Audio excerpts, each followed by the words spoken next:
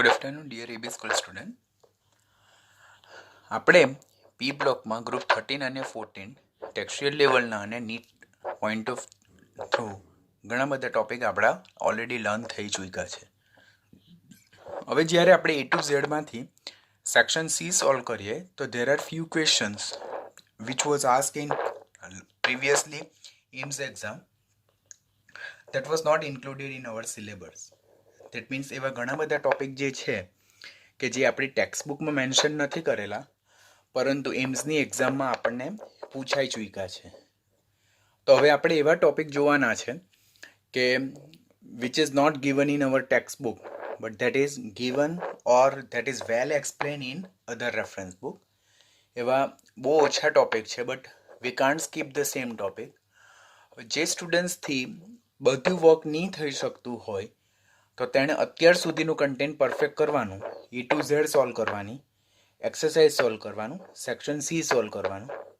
આ ટોપિક નહીં થાય તો પછી નહીં કરવાનું. But what I suggest to you people કે you should do the same thing because એમાંથી ક્વેશ્ચન પૂછાય છે.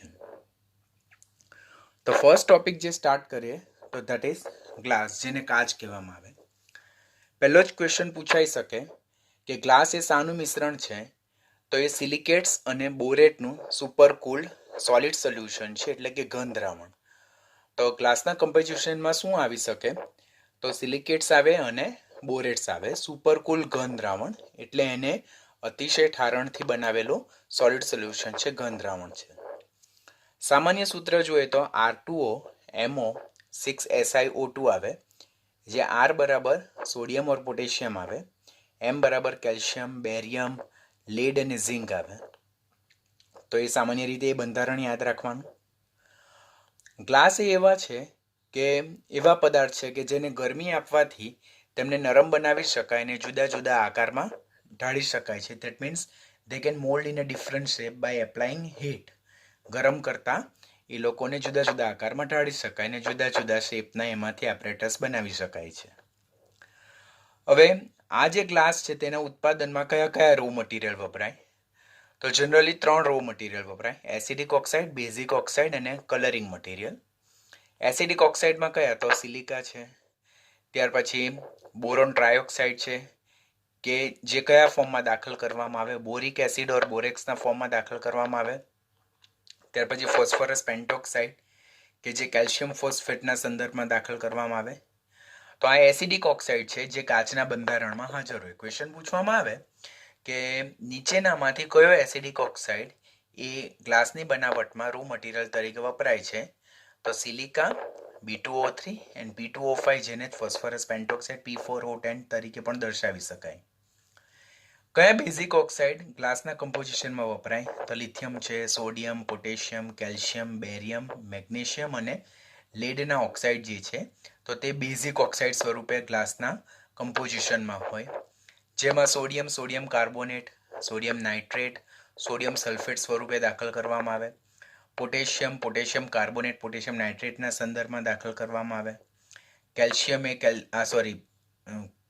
અહીંયા કેલ્શિયમ આવશે, કેલ્શિયમ એ કેલ્શિયમ કાર્બોનેટ ઓર કેલ્શિયમ ઓક્સાઇડના સ્વરૂપે દાખલ કરવામાં આવે. બેરિયમ કાર્બોનેટ સ્વરૂપે હાજર હોઈ શકે. મેગ્નેશિયમ કાર્બોનેટ, ઝિંક ઓક્સાઇડ અને લેડ ઓક્સાઇડ સ્વરૂપે ગ્લાસના કમ્પોઝિશનમાં આપણે ઉમેરવામાં આવે છે. એઝ પર ધ રિક્વાયરમેન્ટ જુદા જુદા જે કલરના જે ગ્લાસ બનાવવાના હોય તો તેમાં જુદા જુદા બીજા મટીરિયલ ઉમેરવામાં આવે કે જે ગ્લાસને પર્ટિક્યુલર કલર આપે. તો that is not much important question. તો એસિડિક ઓક્સાઇડ અને બેઝિક ઓક્સાઇડ કયા કયા અંદર દાખલ કરવામાં આવે તે ખાસ યાદ રાખવાના તમારે. નવ મેન્યુફેક્ચરિંગ પ્રોસેસ એટલે કે એનું ઉત્પાદન કેવી રીતે થાય? તો પહેલાં તો ગ્લાસના બંધારણમાં રો મટીરિયલ કયા કયા ઉપયોગમાં આવે છે? તો દેટ ઇઝ ફર્સ્ટ સેન્ડ, જેને જ રેતી ઓર સિલિકોન ડાયોક્સાઇડ કહેવાય. પ્લસ ધોવાનો સોડા, સોડિયમ કાર્બોનેટ, જેને વોશિંગ સોડા કહીએ છીએ, અને લાઇમસ્ટોન એટલે કે કેલ્શિયમ કાર્બોનેટને ઉમેરવામાં આવે છે. તો these are the main ingredient which is useful in manufacturing of the particular glass. એટલે ગ્લાસની બનાવટમાં આ 3ને ખાસ ઉમેરવામાં આવે.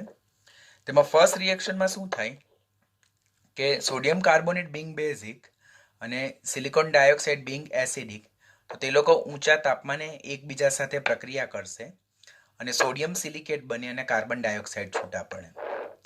એવી જ રીતે કેલ્શિયમ કાર્બોનેટ બી બેઝિક છે અને સિલિકા એસિડિક છે, તો એ લોકો એકબીજા સાથે પ્રક્રિયા કરીને કેલ્શિયમ સિલિકેટ બનાવે અને કાર્બન ડાયોક્સાઇડ છૂટો કરે છે. આ રીતે જે રિએક્શન એમાં સોડિયમ સિલિકેટ બને, રિએક્શન બીમાં કેલ્શિયમ સિલિકેટ બને, તે પ્રક્રિયા પામ્યા વગરના સિલિકા સાથે 1400 ડિગ્રી સેલ્સિયસ તાપમાને એ એકબીજા સાથે ફ્યુઝ થાય અને એમાંથી ગ્લાસ બને કે જે સોડિયમ સિલિકેટ, કેલ્શિયમ સિલિકેટ અને સિલિકાનું એક કમ્પોઝ મિક્સચર છે કે એક મિશ્રણ છે જેને ગ્લાસ કહેવામાં આવે. આમ ગ્લાસમાં ખાસ કરીને કયા ઇન્ગ્રેડિયન્ટ હોય તો સોડિયમ સિલિકેટ, કેલ્શિયમ સિલિકેટ અને સિલિકા હાજર હોય જે કાચનું બંધારણ છે. તો ધેટ મીન્સ આમ કાચમાં કયા કયા આપણે મટીરિયલ ઉમેરીએ છીએ ડ્યુરિંગ મેન્યુફેક્ચરિંગ પ્રોસેસ?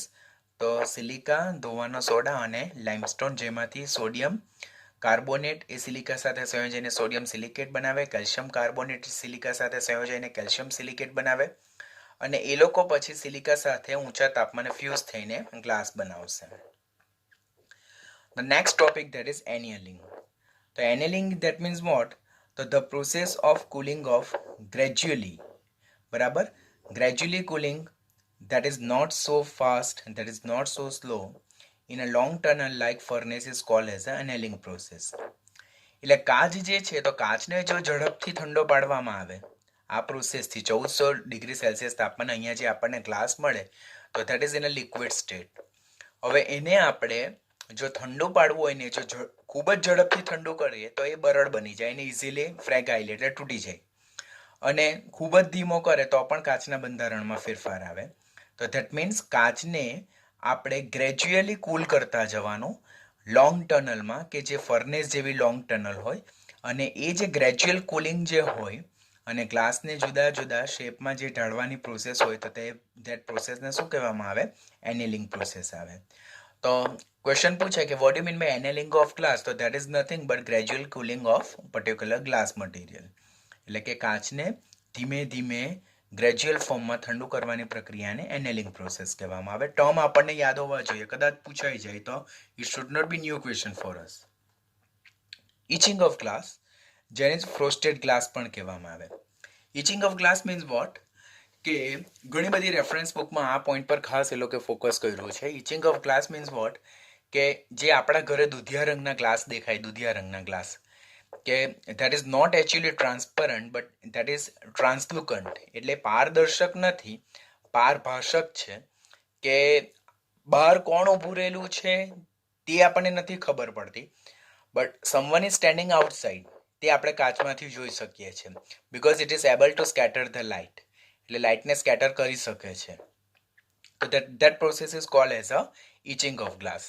હવે આપણા ઘરમાં ઘણી બધી જ્યારે હાઉસના ઇન્ટિરિયરમાં આપણે ગ્લાસ પર જુદી જુદી પેટર્ન કરાવીએ, જે દુધિયા રંગની, લાઈક અ ફ્લાવર પેટર્ન છે, ઝિગઝેગ પેટર્ન છે, કે કોઈ પણ જાતની પેટર્ન ગ્લાસ પર કરાવીએ, તેમાં અમુક ગ્લાસ ટ્રાન્સપરન્ટ દેખાય ને અમુક ગ્લાસ આપણો દુધિયા કલરની ફ્લાવર પેટર્ન ઓર એના પર વેલી જેવી પેટર્ન આપણે કરાવીએ, તો that process that is called as a etching of glass. એટલે ગ્લાસને, ટ્રાન્સપરન્ટ ગ્લાસને ટ્રાન્સલુકન્ટ બનાવવાની પ્રોસેસને ઇચિંગ ઓફ ગ્લાસ કહેવાય. અને આ ઇચિંગ ઓફ ગ્લાસ માટે કયો સબસ્ટન્સ ખાસ વપરાય? That is a hydrofluoric acid, because glass is attacked by hydrofluoric acid. આપણે ઓલરેડી લર્ન કર્યું છે કે HF દ્વારા જ સિલિકાની પ્રક્રિયા થાય છે, અને આ પ્રોપર્ટીને લીધે આ જે હાઇડ્રોફ્લોરિક એસિડ છે તે ઇચિંગ ઓફ ગ્લાસ પ્રોસેસમાં આપણને ખાસ ઉપયોગમાં આવે. આ ઇચિંગ ઓફ પ્રોસેસ એટલે શું છે? એ કાચને પારભાષક બનાવવા માટે, ટ્રાન્સલુકન્ટ બનાવવા માટે પ્રક્રિયા વપરાય, જેનું ઓવરઓલ રિએક્શન આ પ્રકારનું છે. તો દેટ મીન્સ ધ પ્રેઝન્ટ મટીરિયલમાંથી આપણને કઈ કઈ વસ્તુ પૂછાય? તો કાચ એ શાના બનેલા છે? તો એ ધાતુના સિલિકેટ અને ધાતુના બોરેટનું મિશ્રણ હોઈ શકે. પછી અંદર કયા કયા ઓક્સાઇડ ઉમેરવામાં આવે, એસિડિક કયા, બેઝિક કયા, એના રો મટીરિયલ કયા, રો મટીરિયલની પ્રોસેસ કઈ છે, what you mean by annealing process, what you mean by etching process. તો એ ક્વેશ્ચન આપણે ખાસ યાદ રાખવાનું. હવે ઘણા સ્ટુડન્ટ્સના માઇન્ડમાં એવું હોય કે આ ટોપિક તો ટેક્સ્ટ બુકમાં તો મેન્શન કર્યો નથી, કે તો I should not read, but be very careful. આ જે ગ્લાસ છે તેના જે ટાઈપ ઓફ ગ્લાસ છે તેના બેઝ પર નીટની એક્ઝામ અને એમ્સની એક્ઝામમાં ક્વેશ્ચન પૂછાય છે. તો at the same times you have to be particular કે the next topic that is type of glass, કે આ ગ્લાસના પ્રકાર કયા કયા છે. તો ગ્લાસના પ્રકાર આપણે ખાસ યાદ રાખવા હોય તો there are different kind of glass. તો આ ગ્લાસના જુદા જુદા પ્રકાર કયા છે કે જેમાં એમ્સમાં ક્વેશ્ચન પૂછાયેલો છે અબાઉટ ક્રુગ્સ ગ્લાસ, કે જેને ક્રુગ્સ ગ્લાસ પણ કહેવામાં આવે. તો there are different kind of glass. First one is a soda glass, જેને soft glass પણ કહેવાય. Second one is a potash glass, જેને hard glass કહેવાય. Third one is a flint glass. Fourth one is a Gina glass. Fifth one is a Pyrex glass, ખાસ important. Sixth one is a Krug's glass, that is also most important. Seventh one is a quartz glass, or જેને silica glass પણ કહેવાય. You have to be very careful about the same topic. એને ખાસ ધ્યાનથી શીખવાનું because એના base પર AIIMS અને નીટમાં ક્વેશ્ચન પૂછાય છે. First one is a soda glass, જેને સોફ્ટ ગ્લાસ પણ કહેવાય. તો પહેલો તો કમ્પોઝિશન યાદ રાખવાનું. ગ્લાસના જે જુદા જુદા પ્રકાર છે તો તેના કમ્પોઝિશન એટલે કે એની બનાવટને આધારે કરવામાં આવે અને એના બેઝ પર એનું જુદી જુદી જગ્યાએ આપણે ઉપયોગ કરીએ છીએ. જેમ કે પહેલો સોડા ગ્લાસ જે છે તો તે સોડિયમ અને કેલ્શિયમના સિલિકેટ બનેલા છે. અત્યારે જ આપણે જોઈએ ગ્લાસના બંધારણમાં આપણે સિલિકેટ જોયું, સિલિકા ઉમેરીએ છીએ, અંદર આપણે કેલ્શિયમના ઓક્સાઇડ બી ઉમેરીએ, બેરિયમના ઓક્સાઇડ બી ઉમેરીએ છીએ. તો it is a mixture of sodium and calcium silicates, જે સ્વભાવે સસ્તા હોય, બરાબર, એ દેટ ફ્યુઝિસ વિથ ડિફિકલ્ટી, એટલે એ સરળતાથી પીગળતા નથી, બરાબર. It is more resistant to the action of water and acids. That means એના પર એસિડ અને પાણીની બહુ પ્રક્રિયા થતી નથી, એ લોકો એનો પ્રતિકાર કરી શકે છે. And where it is widely use, તો it is widely use for making glass tube, window panes અને બોટલ્સ, એટલે કે વિન્ડો બનાવવા માટે, ગ્લાસ ટ્યુબ બનાવવા અને કાચની જે બોટલ જે હોય તે બનાવવામાં એનો ખાસ ઉપયોગ થાય છે. Second one is a potash glass or hard glass. તો potash glass is mixture of potassium and lead silicates. અત્યારે આપણે ગ્લાસના બંધારણમાં જોઈએ તો તેમાં લેડ ડાયોક્સાઇડ બી ઉમેરવામાં આવે, પોટેશિયમના ઓક્સાઇડ બી ઉમેરવામાં આવે. That's a kind of basic oxide. તો it is a mixture of potassium and lead silicates. Silica એ અંદર એસિડિક ઓક્સાઇડ તરીકે ઉમેરવામાં આવે. It is also fuses with difficulty.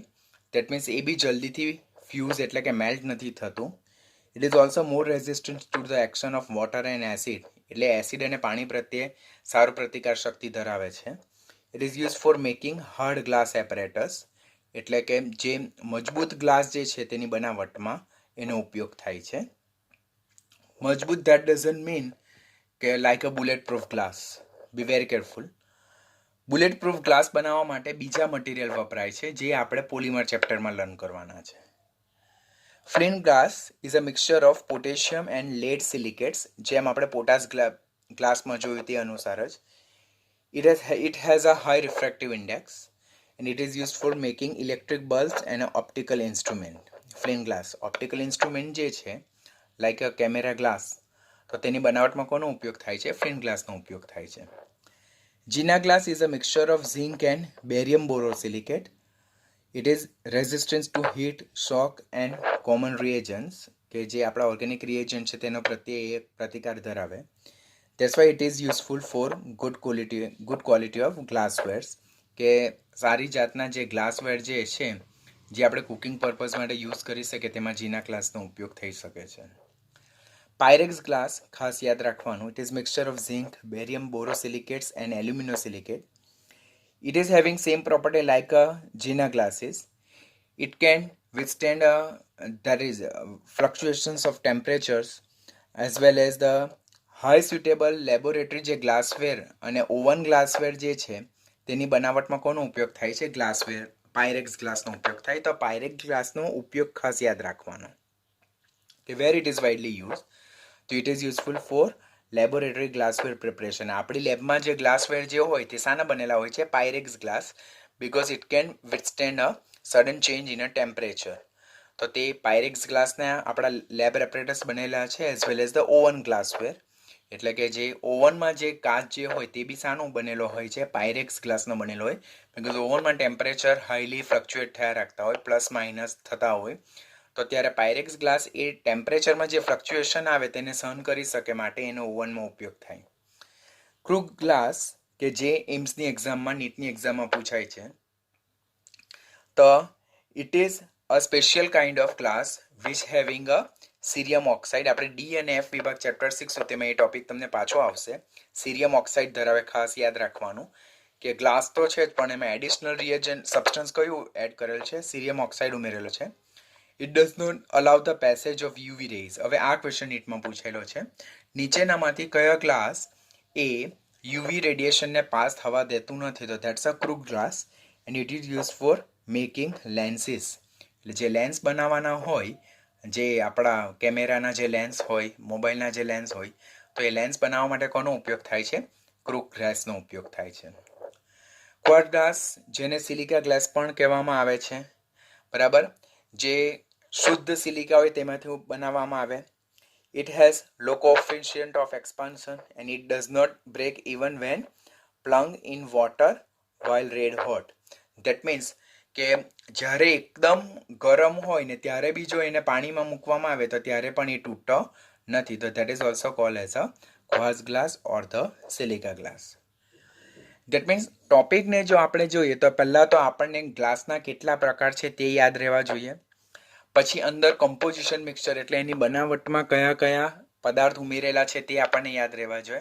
And where they are using, કે ખાસ કાં ઉપયોગ થાય, કે લેબોરેટરી ગ્લાસવેરમાં કયો ગ્લાસનો ઉપયોગ થાય, ત્યાર પછી લેન્સની બનાવટમાં કોનો ઉપયોગ થાય, ત્યાર પછી ઓપ્ટિકલ ઇન્સ્ટ્રુમેન્ટ છે, ઇલેક્ટ્રિક બલ્બમાં કયો ગ્લાસ ઉપયોગમાં આવે. તો આપણે એ રીતે પર્ટિક્યુલર યાદ રાખવાના થાય. 2 or 3 ટાઈમ્સ તમે રીડ કરશો એટલે ડેફિનેટલી તમને યાદ રહી જશે. But you must not skip the same topic because the already questions are arising from the same topic. તો આપણે જ્યારે સેક્શન સી સોલ્વ કરશું સાથે, તો ત્યારે એના બેઝ પર એક ક્વેશ્ચન આવશે કે ક્રૂગ ગ્લાસના રિલેટેડ જ ક્વેશ્ચન પૂછાયેલો છે, તો એ આપણને આવડવું જોઈએ. જસ્ટ અત્યારે મેં લર્ન કરાવ્યું તે અનુસાર કે એવા ઘણા બધા ટોપિક જે છે કે જે આપણી ટેક્સ્ટ બુકમાં નથી આપ્યા પરંતુ નીટ અને એમ્સમાં પૂછાય છે, તો તેમાં આપણે અત્યારે ગ્લાસ જોયું. હવે ત્યારબાદ કાર્બન સબ ઓક્સાઇડ. પહેલાં તો સબ મીન્સ વોટ? તો સબ મીન્સ લેસ. ધેટ મીન્સ કે જ્યારે ઓક્સિજનની સરખામણીમાં કાર્બનની સંખ્યા વધારે હોય ઓર કાર્બનની સરખામણીમાં ઓક્સિજનની સંખ્યા ઓછી હોય તો that is called as a carbon sub oxide, જેનું સૂત્ર છે C3O2. પહેલાં તો આપણને કાર્બન સબ ઓક્સાઇડ જે છે તો તે કાર્બન સબ ઓક્સાઇડ વિશે આપણને ખ્યાલ હોવો જોઈએ. Next is carbon sub oxide. That is also not given in text book, but એના રિલેટેડ એમ્સમાં ક્વેશ્ચન અને નીટમાં ક્વેશ્ચન પૂછાય છે. ઓલરેડી આપણે રેડોક્સ ચેપ્ટર જ્યારે લર્ન કરેલું ત્યારે કાર્બન સબ ઓક્સાઇડમાં કાર્બનના ઓક્સિડેશન આંક વિશે અને એના બંધારણ વિશેના ક્વેશ્ચન ઓલરેડી આપણે કરેલા છે, તો પણ આપણે અગેન આજે રિવાઇઝ કરશું. First of all, how it prepare. તો જ્યારે મેલોનિક એસિડ જે છે, મેલોનિક એસિડ જેનું સૂત્ર ઓલરેડી અહીંયા મેન્શન કરેલું છે, તો it's a propane 1,3 dicarboxylic acid, જેને મેલોનિક એસિડ કહેવાય. મેલોનિક એસિડનું જ્યારે ફોસ્ફરસ પેન્ટોક્સાઇડની હાજરીમાં 150 ડિગ્રી સેલ્સિયસ તાપમાને ડિહાઇડ્રેશન એટલે કે નિર્જલીકરણ કરવામાં આવે, તો ત્યારે એમાંથી પાણીના 2 અણુ દૂર થાય છે. There is removal of 2 water molecules, અને જેને કારણે બંધારણ બને છે આપણું carbon sub oxide, O double bond C double bond C double bond C double bond O, that is C3O2, અને જેને કહેવામાં આવે છે કાર્બન સબ ઓક્સાઇડ. તો પહેલાં કાર્બન સબ ઓક્સાઇડ બનશે કેવી રીતે? તો malonic acid that is propane 1,3 dicarboxylic acid, બંધારણ 12મા ધોરણમાં પણ કાર્બોક્સિલિક એસિડ ચેપ્ટરમાં આવશે. તો મેલોનિક એસિડનું ડિહાઇડ્રેશન ફોસ્ફરસ પેન્ટોક્સાઇડની હાજરીમાં 150 ડિગ્રી સેલ્સિયસ તાપમાને કરતાં આપણને કાર્બન સબ ઓક્સાઇડ C3O2 મળે છે અને H2O રિલીઝ થાય છે. બંધારણ જોવાનું તો રિવર્સ પ્રોસેસને જો કરવામાં આવે, રિવર્સ પ્રોસેસ જો મળે એટલે કે કાર્બન સબ ઓક્સાઇડને જો પાણીમાં નાખવામાં આવે તો એટલે કે એનું હાઇડ્રોલિસિસ કરવામાં આવે તો શું મળે? તો મેલોનિક એસિડ મળે. અને મેલોનિક એસિડનું ડિહાઇડ્રેશન કરવામાં આવે તો C3O2. તો મેલોનિક એસિડનું એનહાઇડ્રેટ કોણ છે? તો કાર્બન સબ ઓક્સાઇડ છે. બંધારણ જે નીટમાં ક્વેશ્ચન પૂછાયેલો છે તે કે ઓક્સિજન 16મા સમૂહનું તત્વ છે અને સરાઉન્ડિંગમાં 6 ઇલેક્ટ્રોન હોય. કાર્બન 14મા સમૂહનું તત્વ એના સરાઉન્ડિંગમાં 4 ઇલેક્ટ્રોન હોય. તો લુઈસ બિંદુ નિરૂપણ આ પ્રમાણે કરી શકાય. અને જેમાં પ્રત્યેક ઓક્સિજન પાસે 2 લોન પેર ઓફ ઇલેક્ટ્રોન છે અને એક બોન્ડ પેર જે કાર્બન સાથે એણે બનાવેલું હોય. આમ કાર્બન સબ ઓક્સાઇડનું બંધારણ આ રીતે હોય. એનું સ્ટ્રક્ચર લિનિયર એટલે કે રેખીય હોય અને જેમાં પ્રત્યેક કાર્બનનું સંકરણ કેવું હોય છે? sp સંકરણ હોય છે. તે યાદ રાખવાનું. એમ્સમાં એઝર્શન અને રિઝનિંગમાં આ ક્વેશ્ચન પૂછાયેલો છે કે કાર્બન સબ ઓક્સાઇડનું બંધારણ રેખીય હોય છે અને એનું રિઝનિંગમાં તેમાં પ્રત્યેક કાર્બનનું સંકરણ sp હોય છે. તો એના વિશે તમારું શું મંતવ્ય? તો બંને વિધાન સાચા છે અને જે રિઝનિંગ છે તો તે કરેક્ટ એક્સપ્લેનેશન છે, એવો આન્સર આવે છે. કાર્બન સબ ઓક્સાઇડનું બંધારણ આ રીતે હશે. તેનું બંધારણ રેખીય હશે અને એમાં પ્રત્યેક કાર્બનનું સંકરણ શું હશે? sp પ્રકારનું હશે. હવે એની પ્રોપર્ટીઝ જોઈએ, ગુણધર્મો જોઈએ તો ખરાબ વાસ ધરાવતો વાયુ છે જેના બોઇલિંગ પોઈન્ટ 6 ડિગ્રી સેલ્સિયસ છે, બહુ ઓછા છે. It's a stable at -78 degree Celsius એટલે નીચા તાપમાને પણ અતિસ્થાયી છે. રેખીય અણુ છે, લિનિયર મોલેક્યુલ, ધેટ મીન્સ રેખીય અણુ છે. અને આ જે ગેસ જે છે, કાર્બન સબ ઓક્સાઇડ જે ગેસ છે, તો તે રૂમ ટેમ્પરેચર પર શું પામે છે? પોલિમરાઇઝેશન પામે એટલે બહુલીકરણ પામે. અને યલો સોલિડ એટલે કે પીળા રંગના ઘન પદાર્થમાં રૂપાંતર પામે. અને ઊંચા તાપમાને એ રેડ અને પર્પલ કલરના સોલિડમાં રૂપાંતર પામે. નોટ મચ ઇમ્પોર્ટન્ટ ક્વેશ્ચન, નહીં યાદ રાખો તો પણ ચાલશે. એનું જો જલીયકરણ કરવામાં આવે એટલે કે કાર્બન સબ ઓક્સાઇડમાં જો પાણી ઉમેરવામાં આવે તો આપણને પ્રોપેન 1,3 ડાયકાર્બોક્સિલિક એસિડ મળે, જેને જ મેલોનિક એસિડ કહેવાય. આપણે આ રિએક્શનનું રિવર્સ રિએક્શન છે, તો તે યાદ રાખવાનું. HCl સાથે પ્રક્રિયા થતાં અનુક્રમે એસિડ ક્લોરાઇડ મળશે. NH3 સાથે પ્રક્રિયા કરતાં આપણને અનુવર્તી એમાઇડ મળશે. અને બીજો જે કાર્બનના સબ ઓક્સાઇડ છે તે તો C12O9 છે ને it is a white solid and it is anhydride of mellitic acid. Mellitic acid એ તમે ઓલરેડી ઓર્ગેનિક કેમિસ્ટ્રીમાં જોયું. તો C6COOH6 એટલે કે જ્યારે સાયક્લોહેક્ઝેન હોય તો તેના પર પ્રત્યેક કાર્બન પર જો COOH મૂકવામાં આવે તો એને શું કહેવામાં આવે છે? મેલિટિક એસિડ કહેવામાં આવે છે. એ ઓલરેડી તમે ઓર્ગેનિકમાં લર્ન કરી ચૂક્યા છો. તો મેલિટિક એસિડ નું જો ડિહાઇડ્રેશન કરવામાં આવે તો આપણને કાર્બનનો સબ ઓક્સાઇડ બીજો કયો મળે? C12O9 મળે છે. તો that's all about the carbon sub oxide. પહેલા મળે કેવી રીતે? તો શું કરું યાદ રાખવાનું? મેલોનિક એસિડનું ડિહાઇડ્રેશન ફોસ્ફરસ પેન્ટોક્સાઇડની હાજરીમાં 150 ડિગ્રી સેલ્સિયસ તાપમાન કરતાં આપણને લિનિયર અણુ મળે, જેને કાર્બન સબ ઓક્સાઇડ કહેવાય, જેનું બંધારણ O11C double bond C double bond C double bond O. રેખીય અણુ છે, લિનિયર અણુ છે, પ્રત્યેક કાર્બનનું સંકરણ sp છે, જે એમ્સમાં પૂછાયેલો ક્વેશ્ચન છે. એટલું લર્ન થઈ ગયા બાદ જે નેક્સ્ટ ટોપિક આવે છે તો that's a silicon carbide. Silicon carbide જેને જ આપણે કાર્બોરેન્ડમ પણ કહીએ છીએ. પહેલો ક્વેશ્ચન જે કોમ્પિટિટિવ લેવલનો પૂછાય કે સિલિકોન કાર્બાઇડ એ કયા નામે ઓળખાય કોમનલી? તો ધેટ્સ અ કાર્બોરેન્ડમ. બીજો ક્વેશ્ચન પૂછાય કાર્બોરેન્ડમનું રાસાયણિક નામ શું? તો સિલિકોન કાર્બાઇડ. તો તે પોઈન્ટ યાદ રાખવાનું કે સિલિકોન કાર્બાઇડનું રાસાયણિક નામ શું છે? કાર્બોરેન્ડમ. અને કાર્બોરેન્ડમનું સૂત્ર શું છે? તો SiC. કાર્બોરેન્ડમમાં સિલિકોન +4 અને કાર્બન -4 છે. પહેલાં યાદ રાખવાનું. કેવી રીતે બનાવવામાં આવે? તો જ્યારે સિલિકા એટલે કે રેતીને કાર્બનની હાજરીમાં કોમન સોલ્ટ વડે જો આપણે ગરમ કરવામાં આવે તો એમાંથી સિલિકોન કાર્બાઇડ મળે, બરાબર છે. અને કાર્બન મોનોક્સાઇડ છૂટો પડે. અહીંયા કાર્બનનું શું થાય છે? ઓક્સિડેશન થાય છે અને સિલિકા જે છે તેનું રિડક્શન થઈને આપણને સિલિકોન કાર્બાઇડ મળે છે. તો બનાવટ આપણે યાદ રાખવાની. ત્યારબાદ વોટ ઇઝ ધ પ્રોપર્ટી? તો ઇટ્સ અ કલરલેસ કમ્પાઉન્ડ. એ રંગવિહીન છે, પરંતુ જે એનું ઔદ્યોગિક જે પ્રોડક્ટ જે છે તો તેમાં yellow or blue or green colour પણ જોઈ શકાય છે. એટલે કે ઔદ્યોગિક સિલિકોન કાર્બાઇડમાં આ રંગ બી પોસિબલ છે. Not much important. પછી ઇટ ઇઝ વેરી હાર્ડ એટલે ખૂબ સખત પદાર્થ છે, તે ખાસ યાદ રાખવાનું રહેશે. Silicon carbide is a very hard in nature, but any hardness જે છે તો તે હીરા કરતાં એટલે ડાયમંડ કરતાં કેવી છે? ઓછી છે. કેમિકલી ઇનર્ટ છે એટલે રાસાયણિક રીતે નિષ્ક્રિય છે. As well as it is not get attack by the HF, hydrofluoric acid જે છે તેના દ્વારા બી એટેક પામતો નથી.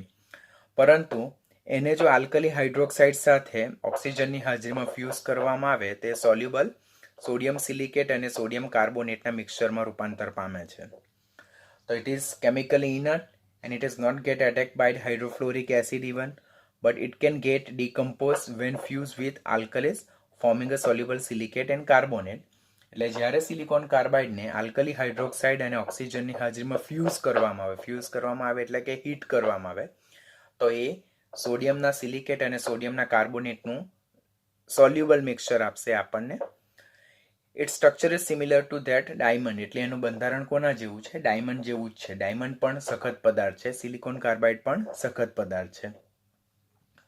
પછી એના ખાસ યુઝીસ જે છે તો it is useful as a abrasive for cutting and grinding purpose. Abrasive એટલે અપઘર્ષક તરીકે, કાપવા માટે અને દળવા માટેના પર્પઝ માટે ખાસ ઉપયોગ થાય છે. અને બાકીના જે ઉપયોગો જે છે તે આપણે ઓલરેડી અગાડી જોઈ ગયા છે કે પ્રિઝર્વેટિવ ફોર એગ્સ માટે પણ ઉપયોગમાં આવે, સોપ ઇન્ડસ્ટ્રીમાં પણ ઉપયોગમાં આવે, ત્યાર પછી કેલિકો પ્રિન્ટિંગમાં પણ ઉપયોગમાં આવે છે. કેલિકો પ્રિન્ટિંગ શું છે તે મેં અગાડી તમને સમજાવ્યું છે. ત્યાર પછી પીસીસ ઓફ ચાઇના ક્લે, ચીનાઈ માટીના જે કપ રકાબી હોય ઓર બીજા જે વાસણ હોય તેને જોઈન કરવા માટે પણ એ ખાસ વપરાય છે.